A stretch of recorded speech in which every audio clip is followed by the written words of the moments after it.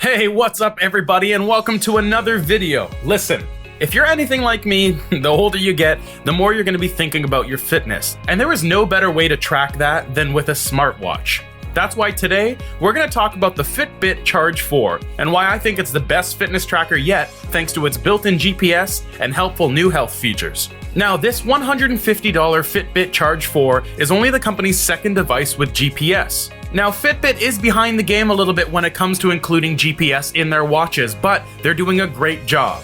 During my time testing the Charge 4, I went out and ran in the suburbs, and I kept a good distance from anyone I encountered.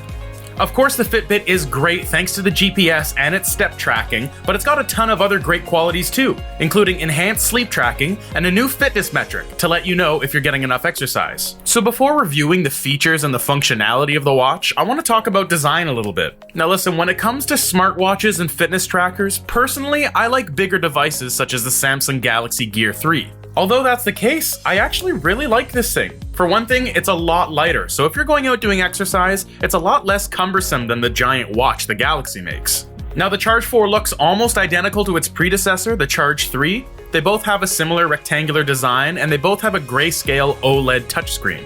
And of course, like any other Fitbit, the band is replaceable, and you can get different colors, different materials. Now, if you go back some of the more previous generations, they did have a physical silver button, and the touch button works well, but sometimes it is nice to have that feedback. Now, one of the greatest things about the Charge 4's touchscreen is it's super easy to read in bright sunlight, and it responds quickly to swipes even when my fingers are greasy or sweaty. And the good news is, if you're upgrading from the Charge 3 to the Charge 4, you'll be able to keep your old band and swap it to the new watch if you've got one that you're really attached to.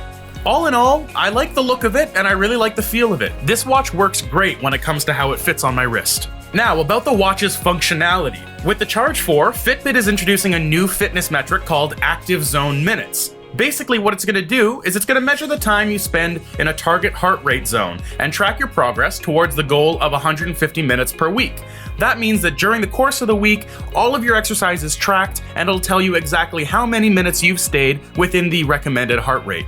And that set heart rate is the recommended minimum from the American Heart Association, Centers for Disease Control, and World Health Organization. By inputting your age and your resting heart rate, as well as your overall fitness level, the Charge 4 will automatically calculate your target heart zone based on that information. The app will also show you a chart of your heart rate and the time you spent in each zone: fat burn, cardio, and peak.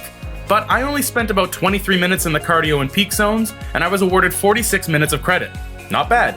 Now again, one of the greatest features on this new Fitbit Charge 4 is its GPS and its running performance. Like I said, the Charge 4 is only the second of Fitbit's devices and the first one of its fitness trackers to have this feature. Considering this is new technology to Fitbit, I was really surprised at how quickly it picked up its GPS signal. On top of that, the watch seemed to be really accurate, so no problems there. Now, the Charge 4 does come with 6 exercise shortcuts already preloaded onto the watch. You've got run, bike, swim, treadmill, outdoor workout, and a walk. If you go through the app though, you also have 16 other activities ranging from everything from yoga to kickboxing.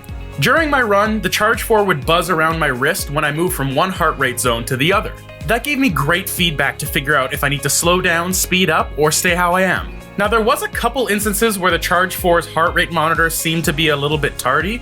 My heart rate would suddenly jump up 10 to 20 beats per minute, but I think overall, the heart tracking seemed pretty consistent. Now, of course, like many of the other Fitbits, you also have sleep tracking, which is great. With the Fitbit Charge 4, a new restoration metric shows not just your heart rate while you're sleeping, but also how much you've been moving around and your estimated oxygen variation. Now, unfortunately, the Fitbit Charge 4 does not have onboard music storage, but you can control your Spotify. So if you're someone like me that likes to run with their music and you have a Spotify account, you are completely set.